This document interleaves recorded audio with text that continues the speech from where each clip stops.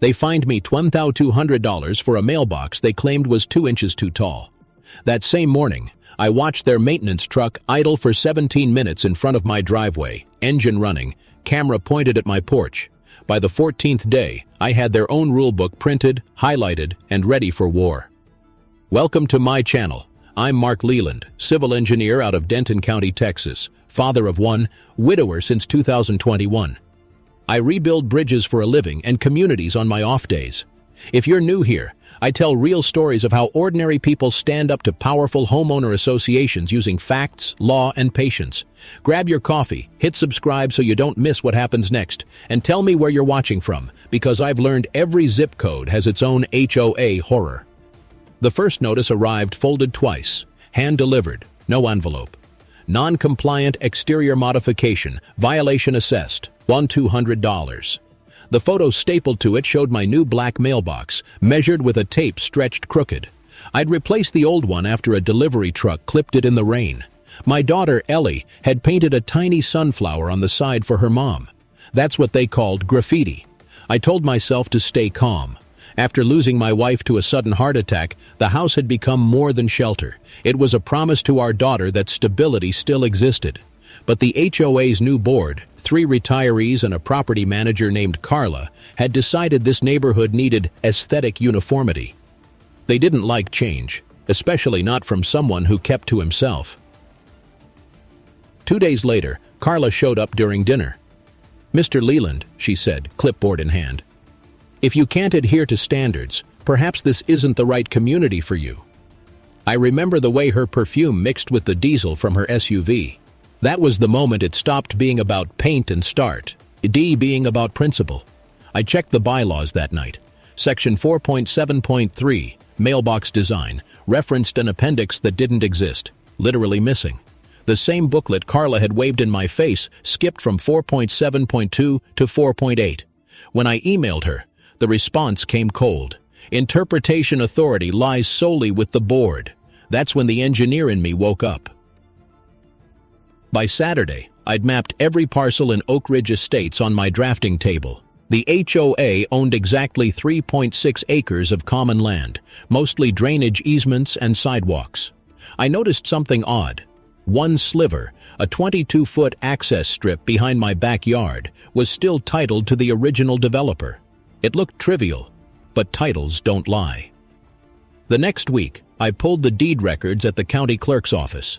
The lady behind the counter, Lynn, pink glasses, strong coffee smell, stamped the printout and whispered, "Nobody ever looks at those." She was wrong. I looked. The developer's holding company had dissolved in 2018, which meant the strip reverted to county surplus until claimed. That access strip connected directly to the HOA's irrigation control box. I smiled for the first time in weeks. At Sunday service, my neighbor Frank, a retired postal inspector, noticed the map poking from my folder. "You going to war with them?" he asked. "More like a quiet audit," I said.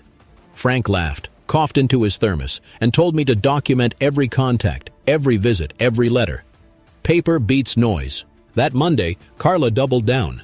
A second violation, improper use of driveway, construction materials stored beyond 72 hours.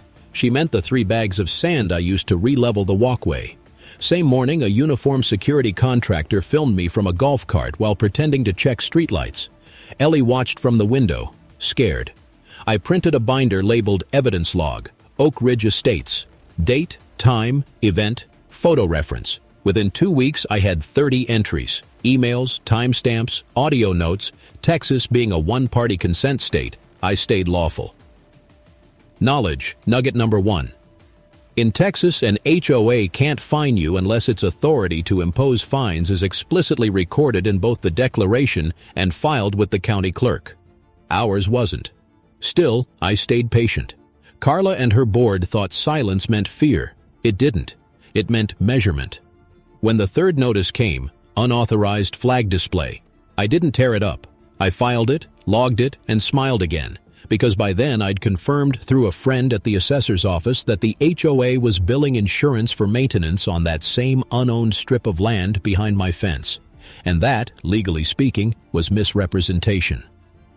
Before confronting them, I wanted proof they'd double-billed. So I called my old college buddy Ryan, now a forensic accountant. He drove down from Plano with his laptop and a box of glazed donuts. "You realize," he said, scrolling through PDF statements I'd scanned, "they're claiming upkeep costs on property they don't even own. That's insurance fraud, Mark." I didn't cheer. I just noted the policy number, TX117492, highlighted it, and slid it into Section C of my binder. That's when Ellie came into the garage, holding the mailbox door I'd reattached. "Dad," she said softly, "are we going to have to move again?" Her voice cracked on again. I crouched, told her no, and meant it. Promised myself that night, no yelling, no revenge, just order restored. The following morning, a new white SUV with HOA patrol decals idled in front of my house. I waved. The driver lowered his window halfway. "We're watching for compliance," he said. "Good," I replied. "So am I." He drove off, but slowly, like he wanted me to feel the weight of the camera staring through the glass. I let him. Every intimidation attempt became a timestamp. Every timestamp became leverage. What they didn't know was that I'd already met with an attorney named Rosa Delgado, a municipal law bulldog with ink stains on her shirt cuffs and zero patience for bureaucratic bullying. When I walked into her office, she didn't ask for a retainer first. She asked for proof. I handed her the binder, open to the property map. "You've done half my job," she said. "If that strip's still county-held, then the HOA's been trespassing every time they send maintenance back there." She circled the access gate in red pen. "Get photos, date-stamped, preferably with their trucks on it." By Friday, I had those photos. HOA landscaping crew at 9:17 a.m., mower halfway across the fence line, logo visible. Rosa grinned when she saw them. "Perfect. Let them keep digging their hole." That weekend, the board posted a notice for a mandatory compliance review meeting, which sounded official until you realized it wasn't in the bylaws at all. Still, I attended. The clubhouse smelled of disinfectant and burnt coffee. Carla sat at the head of the table, flanked by two silent board members, hands clasped like they were hosting a tribunal. "Mr. Leland," she began, "you've repeatedly refused to comply with association standards. You've displayed unauthorized artwork, obstructed inspectors, and spread misinformation." I waited until she finished her list. "I haven't refused," I said. "I've requested the section of your bylaws that defines those violations." Her jaw tightened. "You're not entitled to internal interpretations." Rosa's words echoed in my head. "Stay calm. Let them talk." So I did. I took out my phone, set it on the table, and said clearly, "For documentation purposes, I'm recording. Text. As is one-party consent." Carla's eyes widened. "That's not allowed here." "Neither are phantom fines," I said.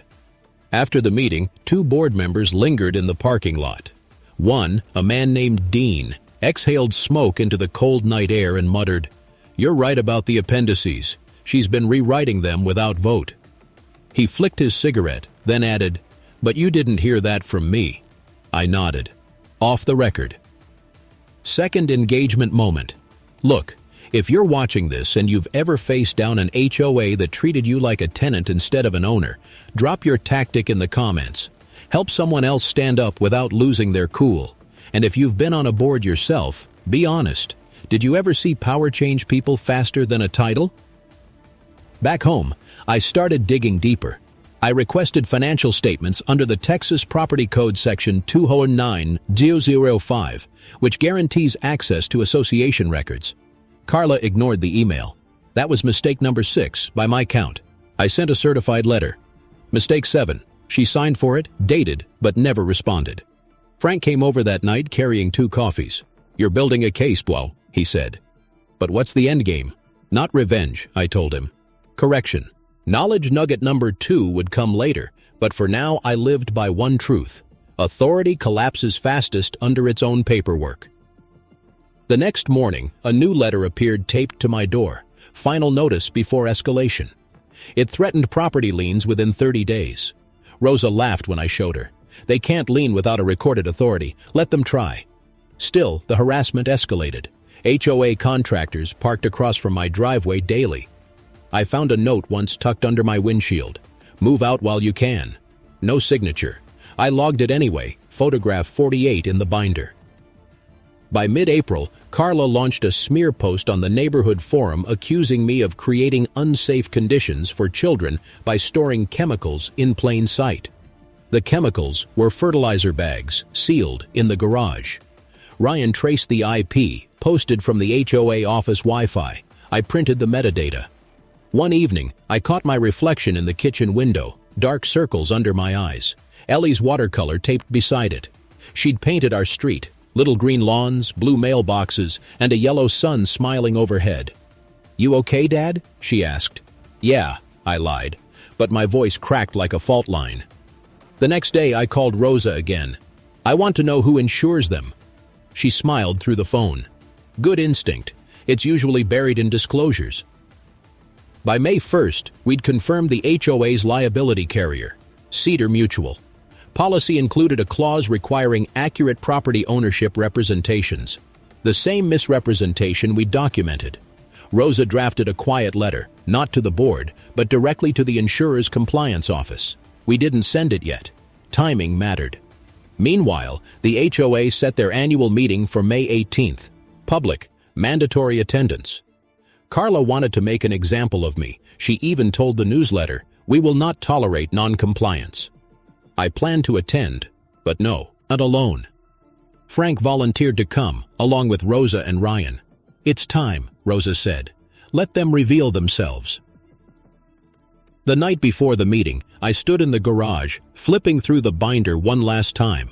84 entries, each tabbed, each cross-referenced. Evidence of fines, trespass, and fabricated violations. I slipped one last page inside. A notarized assignment of rights for the county-owned strip, purchased that morning for $100. Reversal number 1 was locked. The land under their irrigation system now legally belonged to me. I didn't sleep that night. The hum of the fridge sounded like a countdown clock ticking toward the moment I'd show them. At 7:43 a.m., I notarized the deed transfer at the courthouse annex, the clerk's stamp echoing like a starter pistol. The paper smelled of fresh toner and victory deferred. Rosa met me at the diner after. "You're sure you want to play it this way?" she asked. "If we file now, they'll know you hold it. Might push them into panic mode." "Exactly," I said. "Panic makes people reveal who they really are." At the HOA clubhouse that evening, folding chairs lined up like a firing squad. About 40 residents showed, most clutching copies of the quarterly budget sheet, one that conveniently omitted the irrigation line maintenance expense. Carla stood at the podium in a blazer too bright for the fluorescent lights, voice sharp. "Tonight," she said, "we address non-compliance undermining our community standards. Mr. Leland, please stand." I did, binder in one hand, calm as stone. "Before we proceed," I said, "I'd like to read something into the record." I slid the notarized deed onto the table. The stamp caught the overhead light, clear as a badge.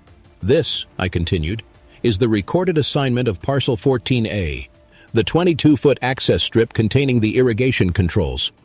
As of 9:02 a.m., title stands in my name." Gasps rippled across the room. Dean, the smoker from before, whispered something to another board member. Carla's smile froze mid-sentence. "That's impossible," she said.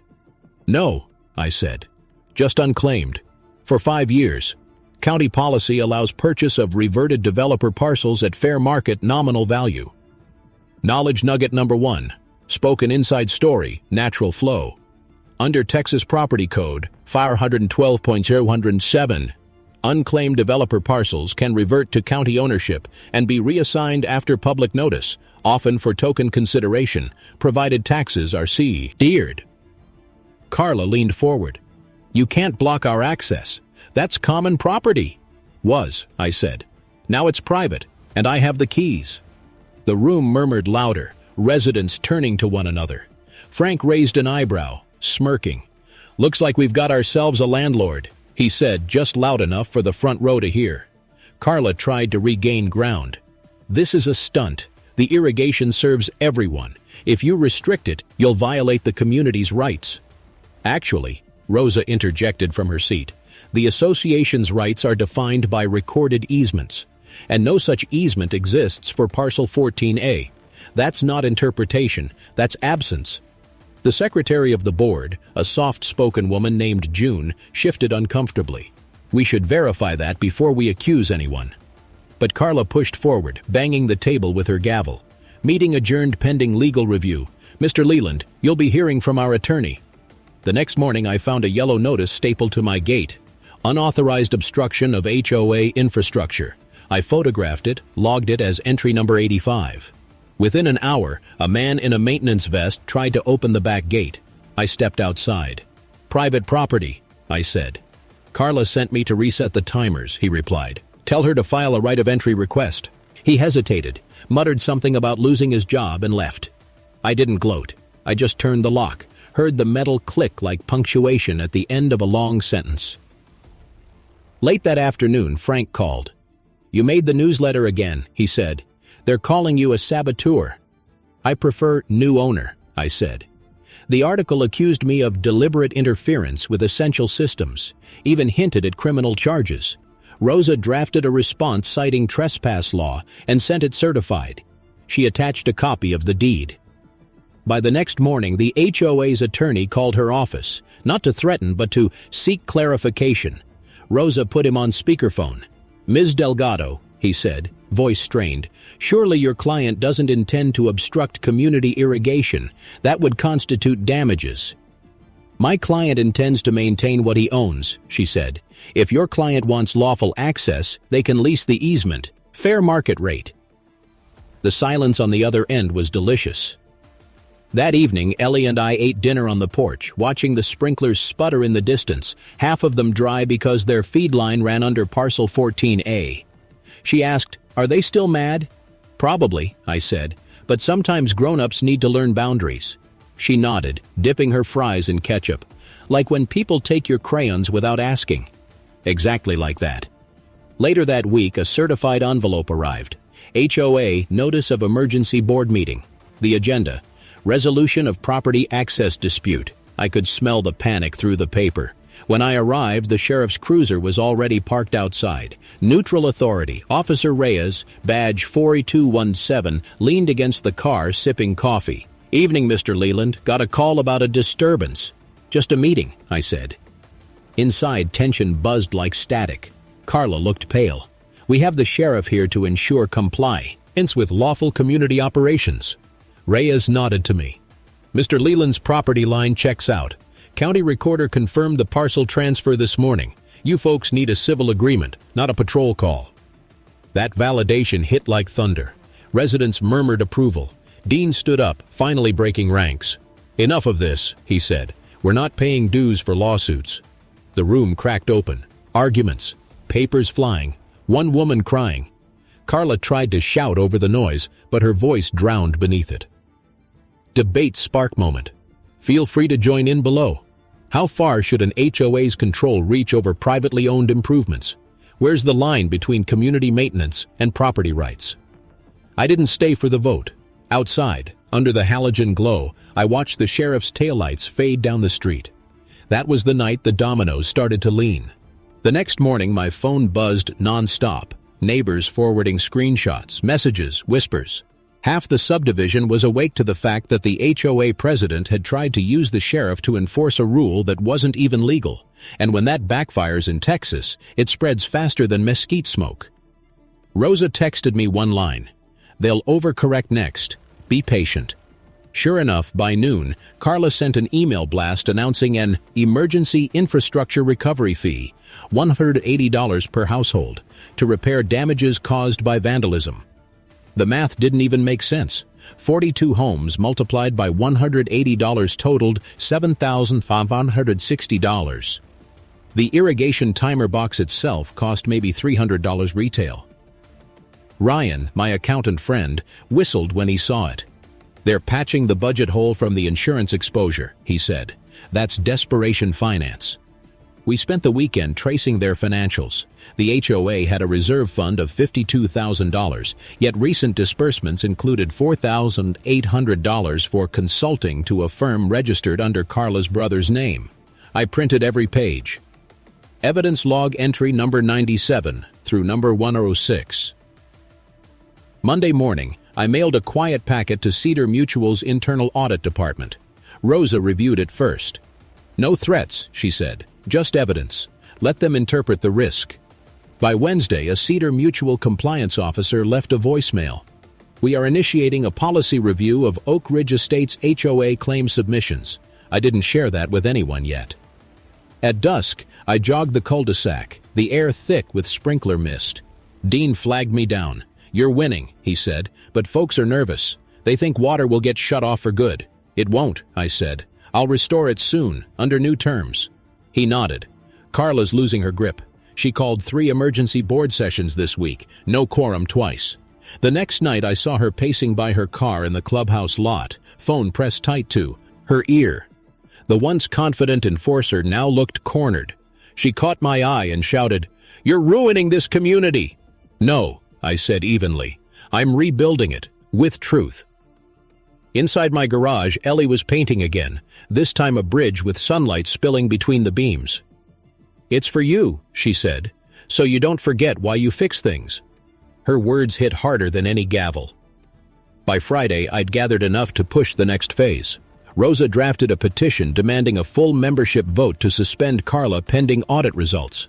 Texas law required 10% of member signatures to trigger a special meeting. We got 23%. Carla responded with a countermeasure: mass citations.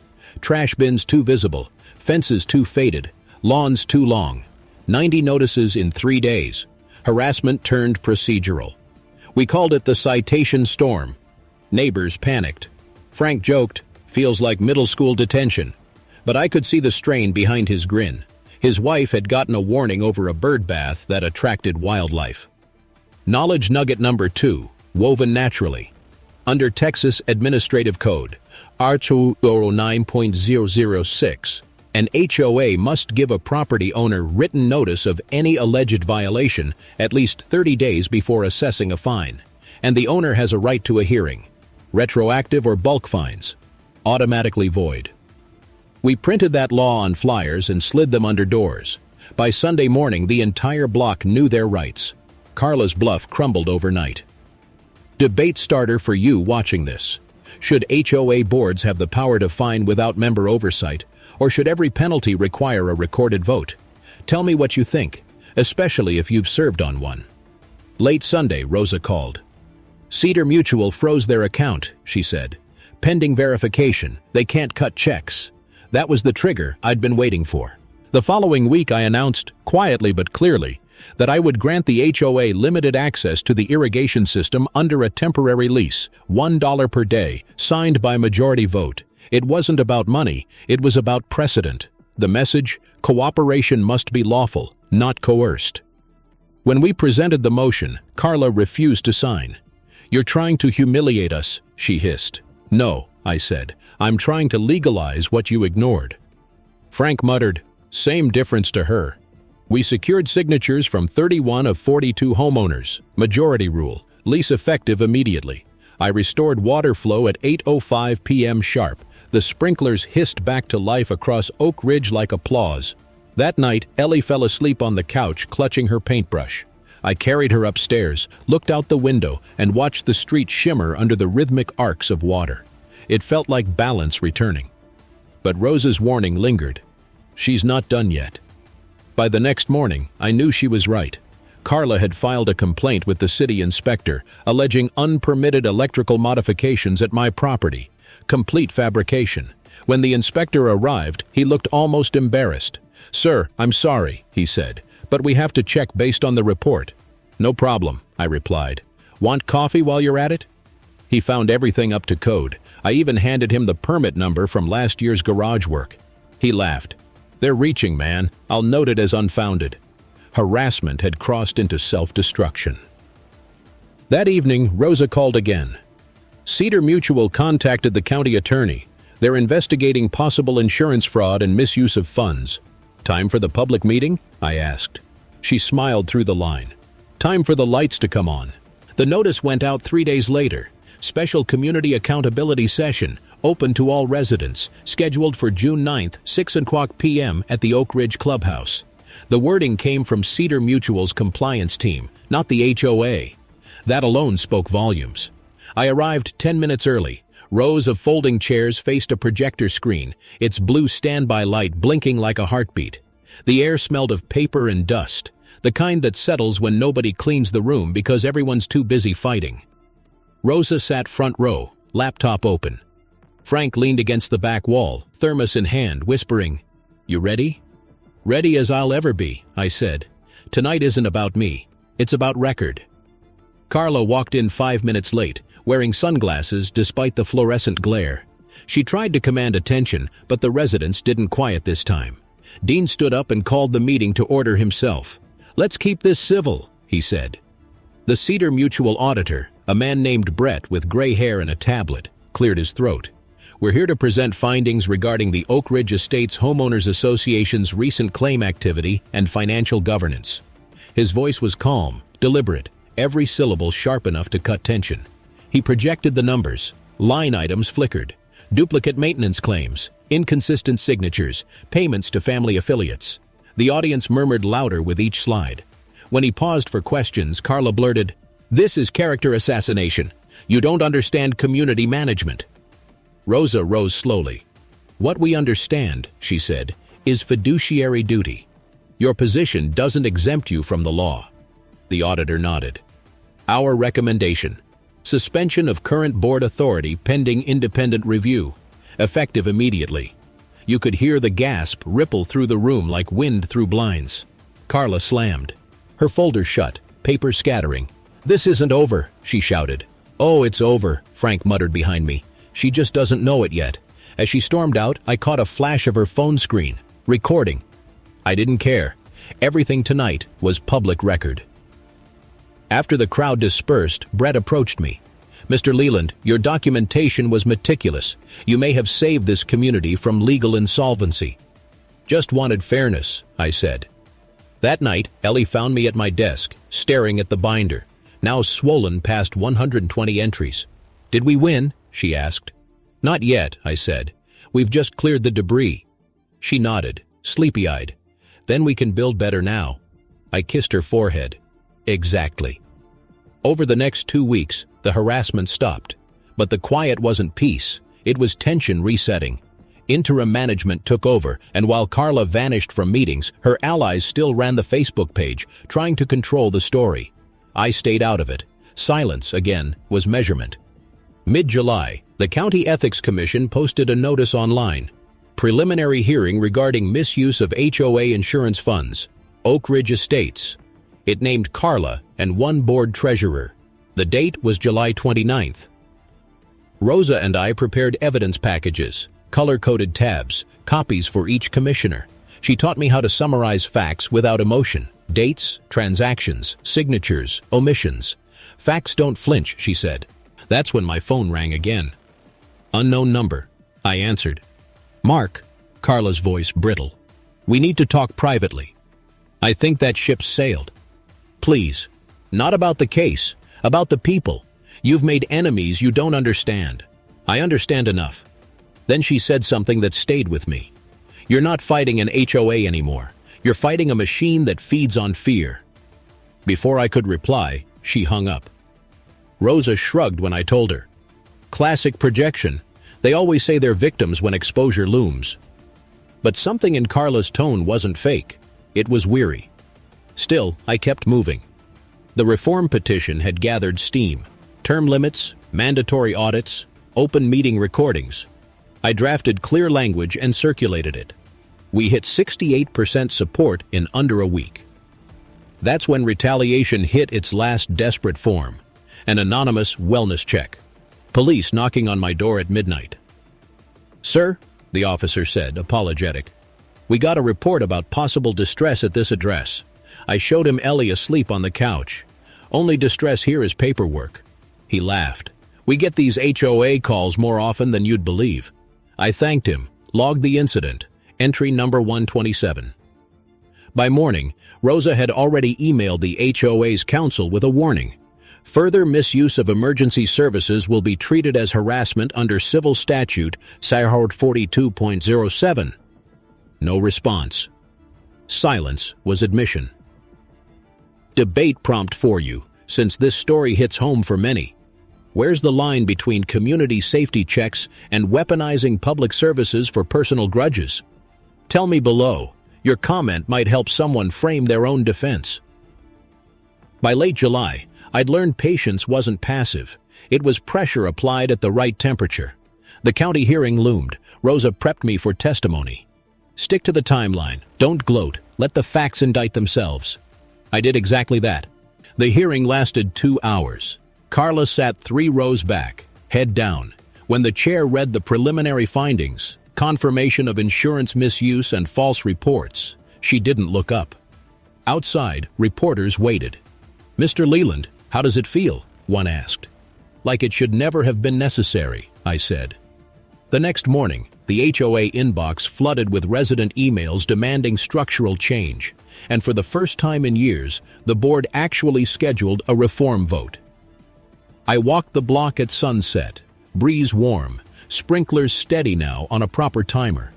For the first time, no cameras followed. But I knew the job wasn't finished. Reversal number 2 was on the horizon, and this one wasn't about owning land, it was about giving it back. August came heavy with heat and the smell of asphalt, the kind that softens under tires and makes everything shimmer. I spent the mornings working my bridge contracts, afternoons with Rosa finalizing the reform proposal. The HOA was still technically leaderless, interim management barely keeping the sprinklers on schedule, but that vacuum made it easier to rebuild from the ground up.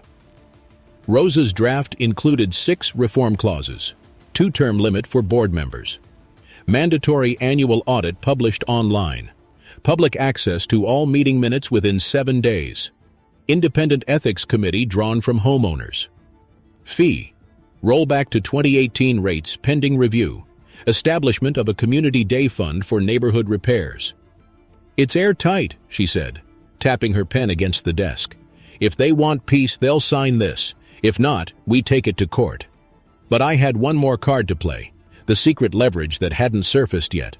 When I'd purchased Parcel 14A, the county had included a maintenance bond credit of $8,200 tied to the original developer's obligations. That credit could be reassigned to a registered community trust for public works.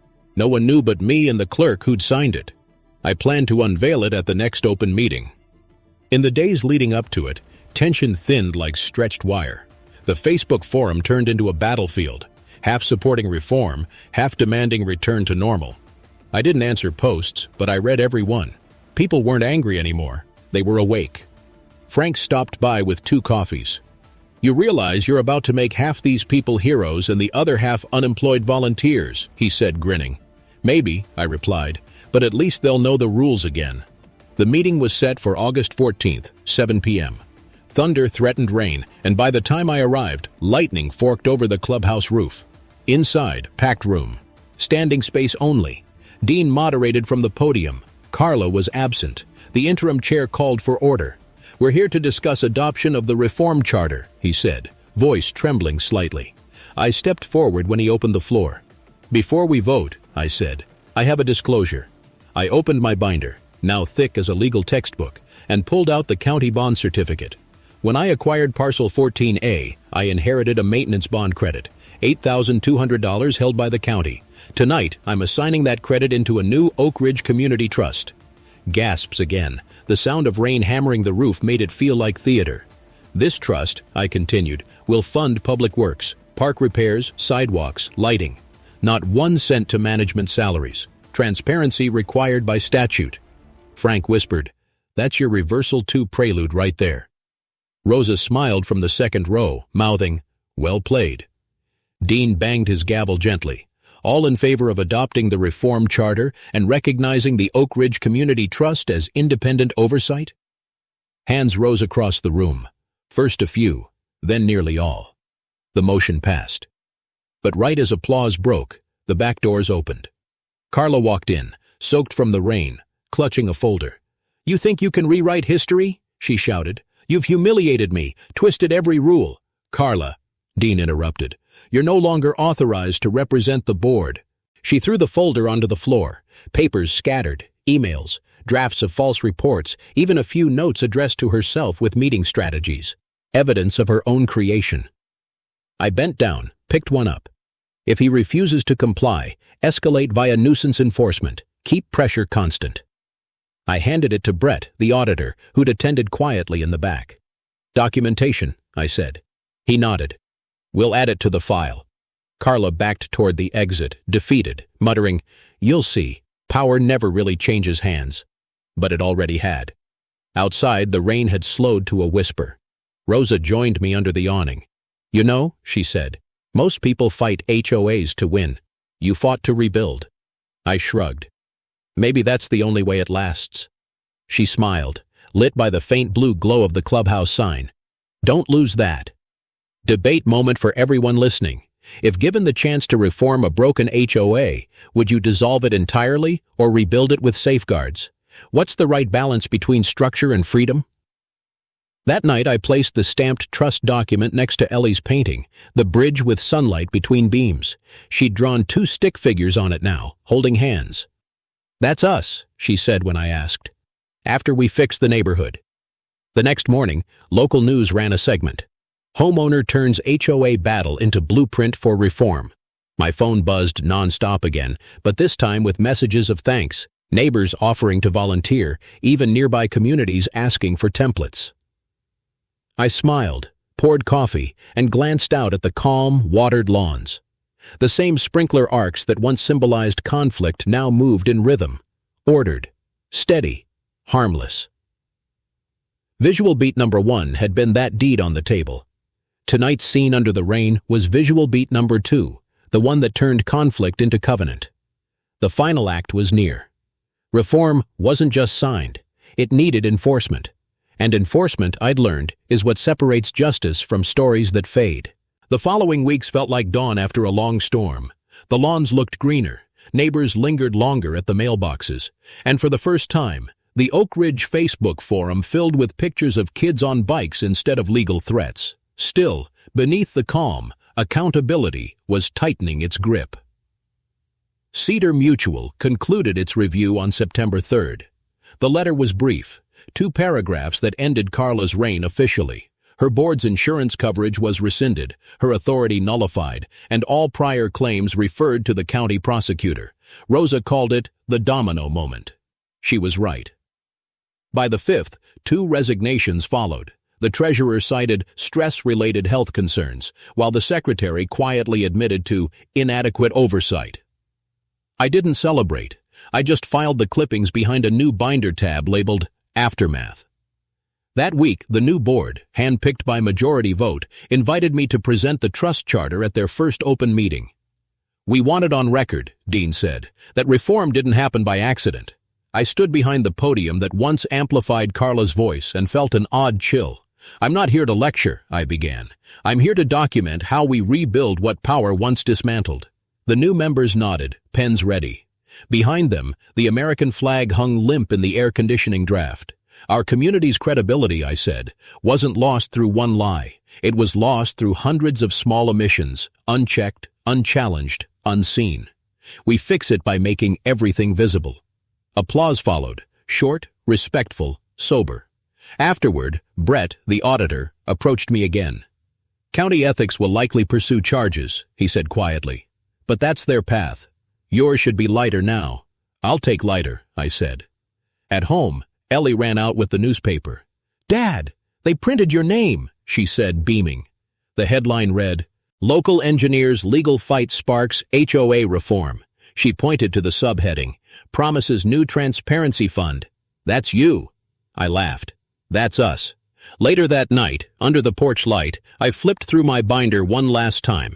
I'd kept every page from the first violation to the trust charter's filing receipt. Each photo, each letter, inked proof that law could still protect decency when wielded with discipline. The phone rang again. It was Rosa. They're offering a settlement, she said. For what?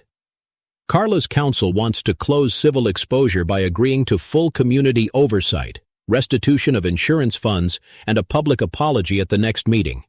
I paused. They'll actually stand up and say it? Already scripted, she said. Do you want it read by her or by the chair? Let her read it, I said. People deserve to see truth spoken from the same podium that spread fear. The following week, the meeting room overflowed again. Carla stepped to the front, voice trembling as she read from the page. To the homeowners of Oak Ridge Estates, I acknowledge my misuse of authority, my failure to uphold transparency, and my role in creating division. I accept the reforms enacted and will support their enforcement moving forward. No applause, just quiet respect. She left immediately after. Dean turned to me. What happens now? Now, I said, we make sure it never happens again. He nodded. Reform deal locked then. Rosa whispered, that's reversal too, clean and complete. The local paper ran another story 2 days later. Title, HOA introduces term limits. Ethics Committee, following legal settlement. Beneath it, a small quote they pulled from me. Justice isn't revenge, it's alignment. Debate question for you all watching this. When leadership fails, should reform come through law or forgiveness? Can you rebuild trust where abuse once ruled, or do you start from zero? Share your thoughts. Your words might help a neighbor somewhere who's still in the fight. As September wound down, I noticed the evenings quiet again. No patrols, no inspections, no strange SUVs idling at the curb. I fixed the old mailbox myself, repainted it the same black with Ellie's sunflower still bright. This time, no one complained. Frank stopped by, mail in hand. Heard they're naming you to the ethics committee. I smiled. Only if they let me bring donuts. He laughed that wheezy laugh of his, the one that always meant relief more than humor. You earned the right to eat too. I watched him walk away under the porch light, the world finally small and safe again. That night, I wrote a single line across the inside cover of my binder. Power must never be comfortable when it belongs to the few. But I wasn't done. There was still one act left, the restoration, the symbolic closing that would prove this wasn't about winning. It was about mending what power had broken. October arrived with a dry wind that smelled like cedar mulch and cooler mornings. The HOA sign at the subdivision entrance still bore the old name, Oak Ridge Estates, but a motion had passed to change it, and today, that new sign would be unveiled. The entire community gathered at the roundabout where the fountain used to sputter. Someone had cleaned the bronze plaque. Someone else brought a flag. The kids held balloons. The new board had voted unanimously for the rebranding, Oak Ridge Commons. No association, no estates, just commons. Rosa stood beside me, coffee in hand, hair blowing across her face. You know, she said, you could have moved months ago. Most people would have. Maybe, I said, but I had to see if fairness could outlast fury. The mayor arrived for the small ceremony, neutral, polite, just enough presence to make it official. He thanked the citizen leadership that brought transparency to local governance. He didn't mention names, but everyone turned toward me anyway. I hated the spotlight, but stood still for Ellie's sake. Then Dean spoke briefly about what changed. We have public audits now, term limits, open voting, and community funds for sidewalks and parks. We learned that rules mean nothing without restraint. He gestured to me. And we learned that the quiet guy rebuilding a bridge for a living might just rebuild your whole town if you let him. The laughter that followed wasn't mocking. It was relief made audible. When it was my turn, I walked up to the small podium, paper folded once in my hand. The wind tugged at the corner, but I didn't need to read it. Every fight has a cost, I said. Sometimes you pay in hours, sometimes in sleep, sometimes in the weight your daughter sees on your shoulders. But if the result is a safer, fairer place for her to grow up, then the ledger balances. Ellie squeezed my hand. You did it, she whispered. No, I said softly. We did. I unveiled the new sign. The letters caught the sunlight. Oak Ridge Commons, a community built on accountability. Camera shutters clicked. Someone clapped first, then everyone joined. For once, the noise wasn't chaos. It was applause that felt deserved. Afterward, I walked home past lawns trimmed evenly, mailboxes straight, flags waving without fear of fines. Rosa's words lingered. You fought to rebuild. Back at my house, I placed the final file into the binder. Final audit settlement record, closed.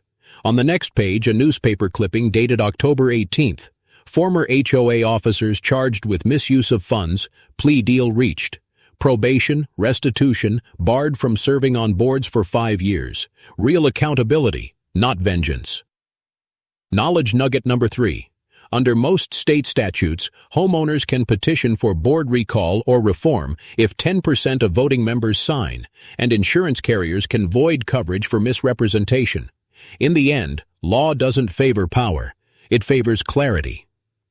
Later that night, Ellie and I stood outside, the porch light reflecting off the freshly polished mailbox. She'd painted one more sunflower, brighter than before. "You think they'll remember what happened?" she asked.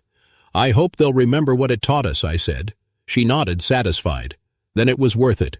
Inside, my phone buzzed. A message from a neighboring subdivision asking if I could advise on HOA transparency practices. I laughed quietly. Another bridge to build. If you believe I fought the right way and that this is how it should end, say a few words in the comments for your friend. Subscribe so future stories reach you first. And as a responsible neighbor, share this one. Someone out there might need it. That's on us. The story closed not with a gavel, but with sound, the rhythmic hiss of sprinklers returning to life. A small circle of water shimmered under the streetlight, perfect, even, lawful. Visual beat number 3. The mailbox door closing gently, sunflower bright under the night sky. And as the camera of memory panned out, I thought, power's only real when it serves. Then I turned off the porch light.